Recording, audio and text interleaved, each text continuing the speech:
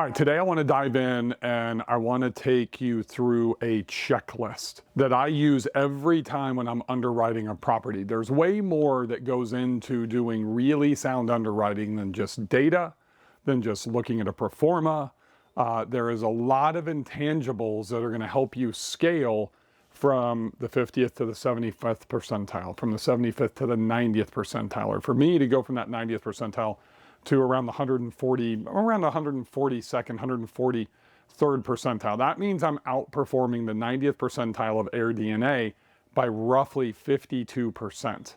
And this property here, I'm at Lewis Smith Lake, about 45 minutes north of Birmingham, Alabama, 2.5 hours south of Nashville. This is the closest rental property I have to my home just south of Nashville, Tennessee. And one thing, as you can see, if I kind of step out of the way here, this is the heart of the lake. This is the longest range views that you can find on the lake. And here's what happens. Straight away, I've got almost a mile of water, and it's the widest part. Over here to this side, it goes down, and I can see literally probably about another mile. And then just right around to the right, there's a whole nother area that goes down and breaks up. So one of the things is being in the heart of the lake. That's one of my marketing components, right? So there is Duncan Bridge just north of me. There is Duskin Point Marina. They both have marinas. Duskin Point Marina is just south of me. Those long range views and being in the heart of the lake. The heart of the lake is one of my big outdoor marketing components. So here's what I want you to assess. When you are going and you're underwriting a property, there's two kind of checklists that I want you to think about. I want you to think about your personal checklist, and I'm going to talk about that first. I'm going to talk about the property checklist. So yourself, you really need to start with 3 core things. And you need to rate yourself on a scale of 1 to 10, and you need to be completely unbiased. So these 3 skills are where I just ascend above everybody else, and I want you to be able to do the same, but you need to identify where you're currently at. On a scale of 1 to 10, 10 being best. Number 1, listing optimization. And the only way you're going to be able to figure this out is if you currently own properties. Where are you ranked? You know, that's what RankBreeze is for. I track my properties. Every single property that I currently own and or co-host is on the first page of Airbnb, with the exception of one.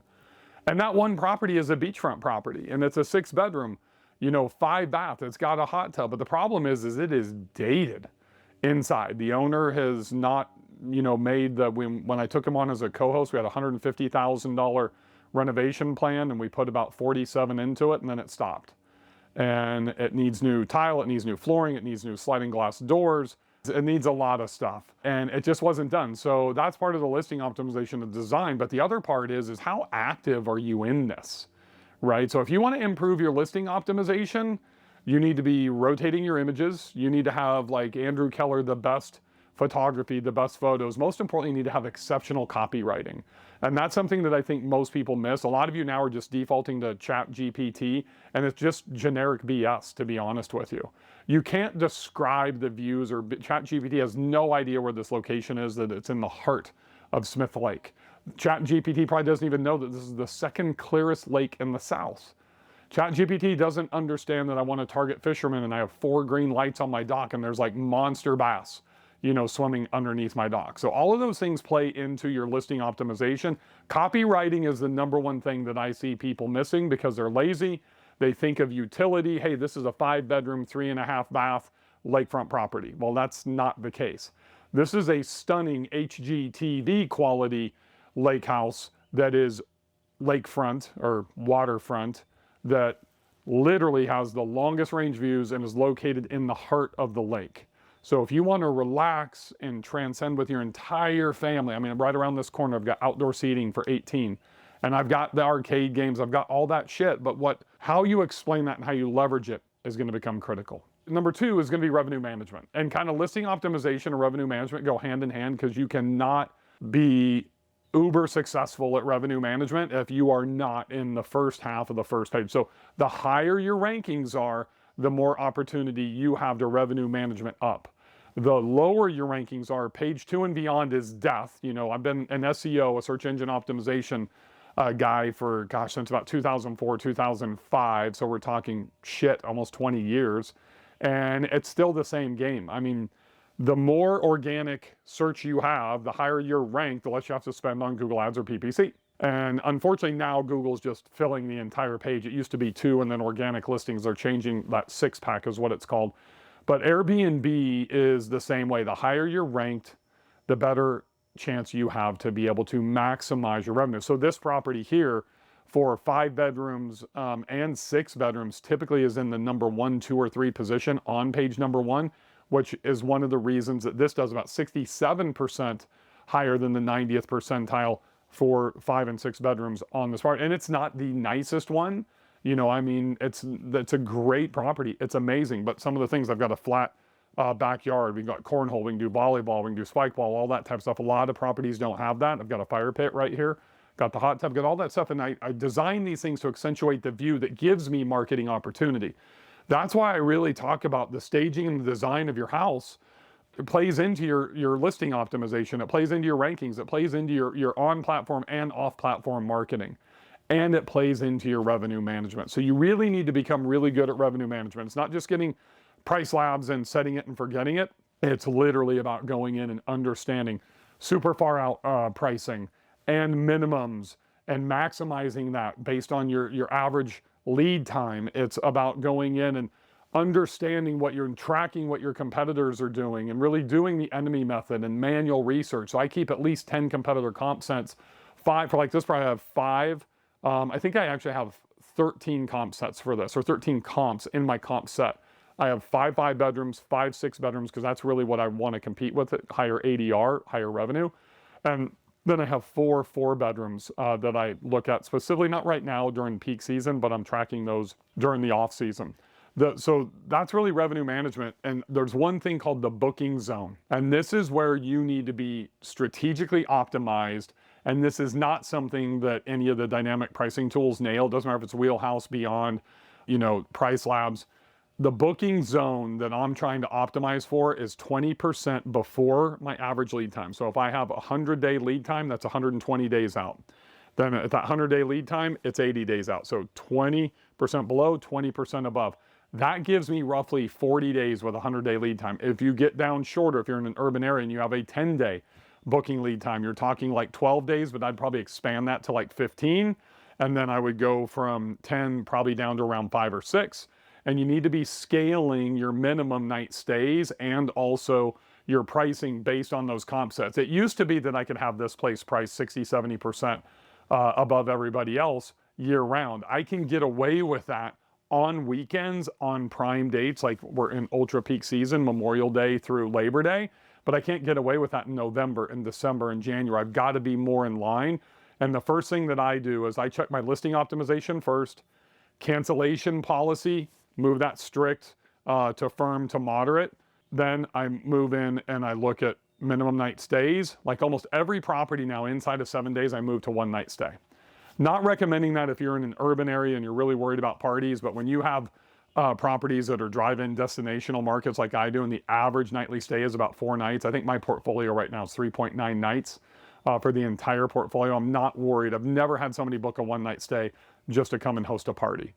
There's also vetting processes that I do behind that to make sure that doesn't happen specifically within that first 48 hours of booking.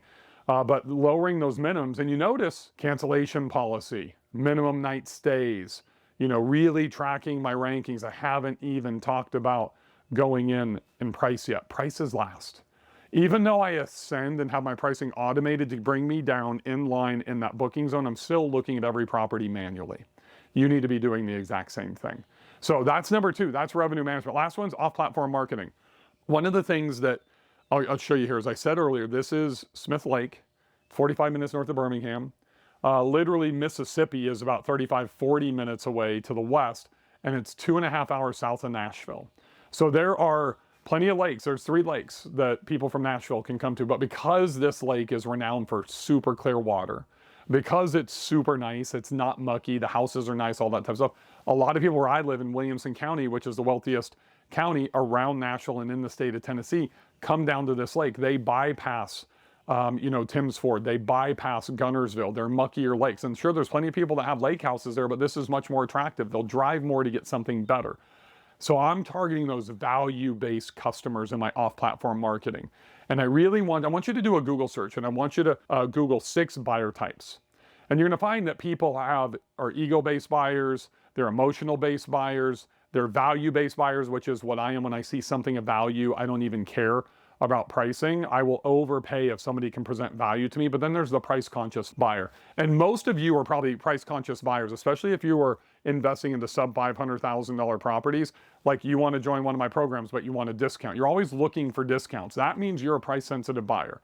You have to put that mindset away. Like literally take that thought bubble we used to see in cartoons, ball it up, crumple it up like you do a wad of paper and throw it in the trash can. Because you really want to target value-based buyers like me that are willing to pay a premium for value, right? So you need to understand the different buyer types that you're trying to target. So I target Williamson County in Nashville where I live. Birmingham South, I'm not targeting all of Birmingham. I'm really targeting the south part of Birmingham, which is like the Hoover area, the wealthiest part of Birmingham. I'm doing the same thing in Mississippi because the lakes are so dirty over there. The Gulf is so dirty. They like probably close to 40 to 50% of my guests are coming from Mississippi. So you need to do that research. You can do that on Google Trends. Just go look at where people travel from to your destination, to your lake, to your ski resort, to your beach, wherever, what the city that you're hosting in. You can get that information from Google Trends, and you can get it from your past history as well. So now what do you do with that information? I'm in every buy-sell trade group in Williamson County in Tennessee. I'm in every Birmingham buy-sell trade group. I'm in just about every single buy-sell trade group in Mississippi, and that's what I'm targeting. I'm targeting Jackson, Mississippi. I'm targeting Natchez, Mississippi, Vicksburg, all these different towns. And the same thing with Birmingham. And I do go up to like Chattanooga, Tennessee, but primarily the majority of my business is coming out of Birmingham and Nashville. So that's where I put the effort in because I also have the best targeting there. And that's the buy-sell trade groups. And I rotate every single week. And I'm putting the emoji stacking, posts in there. Don't just post, hey, this property is available July 4th through 6th. You got to create value. You got to do marketing. You got to write great copy. So then the next thing I'm doing is the 200-day marketing funnel. That's the 200-day direct booking marketing funnel that's built inside of Market My STR. My inner circle gets access to that. I've already written everything out. It's all templated. It's automated. You just set this and forget it. Literally, you grab my 200-day marketing funnel, and within probably an hour, maybe two, you have an entire year's worth of marketing, and that's how I do 41% direct bookings, 41% direct bookings. And that's number 2 in my off-platform marketing. There's only 3 here, folks. Literally, I am doing buy-sell trade groups, and I'm doing the 200-day marketing funnel, and then I'm going in and I'm running Facebook ads. And that is a $5 a day Facebook ad strategy where you go in and you create 5 ads. That's 5 descriptions, 5 pieces of creative. Easily do this in Canva. Then you write 5 subtitles down below. You launch it at $1 a day. And so I'll do that and I'll launch it. And if I create a new ad set, which is all 5, probably takes me about an hour to 90 minutes. I'll deploy that into Nashville, and the copy's customized for Nashville. So I can take that same ad set that I've created and just change the copy a little bit to where I say Nashville in the title, I say Birmingham. So Birmingham's different. Then Birmingham goes to, this is called Sunset Point. Birmingham says, hey, Birmingham, welcome to Smith Lake. That's where I'm sending the traffic to. That's why I love Market My STR, because I can quickly duplicate and customize from Nashville to Birmingham in like 15 seconds. And conversion rate skyrockets. Nobody's teaching you this stuff, folks. You can't just have a direct booking website and pay to drive your traffic there. Your fucking conversion is going to be horrendous. And then you stop. You say, oh, Facebook ads doesn't work. Buy-sell trade group doesn't work. Bill sucks at marketing. That's because you don't really invest into the program to understand how to do it correctly. You get bits and pieces off of podcasts like this and YouTube videos, and you've got to go in and you've got to test. So the secret here is that you spin up a sales page, you have your generic sales page that you have for Sunset Point, then you go in and you make like 2 or 3 small customizations, and in that copy, I have a drone footage flying in over the lake, showing the backyard and the dock and everything else coming into the property that Chris shot for me, and it says, hey, Nashville, welcome to Smith Lake. And then down below, the South's cleanest lake underneath it in smaller text. That's attractive to them. They see the cool drone footage, but it's Nashville. They know it's for them. Then I turn around and Birmingham's right down there, and I just change the copy. Instead of saying, hey, Nashville, I say, hey, Birmingham. Those small tweaks are what increase conversion. Small tweaks like that in your listing titles and your buy-sell trade groups. We've got to test. We've got to learn what works, but you need to understand the fundamentals of conversion rate optimization, or else don't waste your fucking time and money doing anything off platform. It works when you do it right, and it works super well. I'm talking $5 a day. This is a $200,000 a year generating property. $5 a day is $150 a month. We're talking about like $1,200, $1,300 a year in advertising dollars. Are you willing to spend that to go from 150 to 200? Fucking A right you are, or you should be, right? Follow me for this stuff, and that's what you're gonna learn. So here's the breakdown. Facebook ad, all 5 of those ads, $1 a day each, run it for 7 to 10 days, and then Facebook will choose the winner. You set up dynamic creative, and it will choose the title from image number 3, title number 1, description number 4, and it puts it all together. Now you put $5 behind that, and you have an optimized ad based on what Facebook is seeing driving the best results. You don't even need to have to go in and do data analysis and look at all the metrics on the back end. Facebook has done all the work for you. So number 1, rate your skills in revenue management, off-platform marketing, listing optimization. Then you go through when you're doing the underwriting process and you need to rate everything in the competitors: design, marketability, photo image quality, amenities, all that stuff from 1 to 10. That way you can create a scorecard. And when you create a scorecard, it makes it way easier for us to be able to comprehend what we're going to be marketing in those Facebook ads, what we're going to be marketing in our first 5 images of our listing, and what we have that our competitors do not. So that's why I add things like barrel saunas and geodomes and cabanas at my properties. I add the shit that nobody else has. That gives me like 5 to 10x in my marketability. But if you have something, if you have a view like this, you've got to market it appropriately. So if you found any value here, please hit the subscribe button so you get notified on YouTube. You get notified when the podcast comes out. And don't forget to follow me at BillFaith73 on Instagram. I have a ton of content going out every single day. That's BillFaith, Faeth, 73 on Instagram. I'll see you guys on the next episode.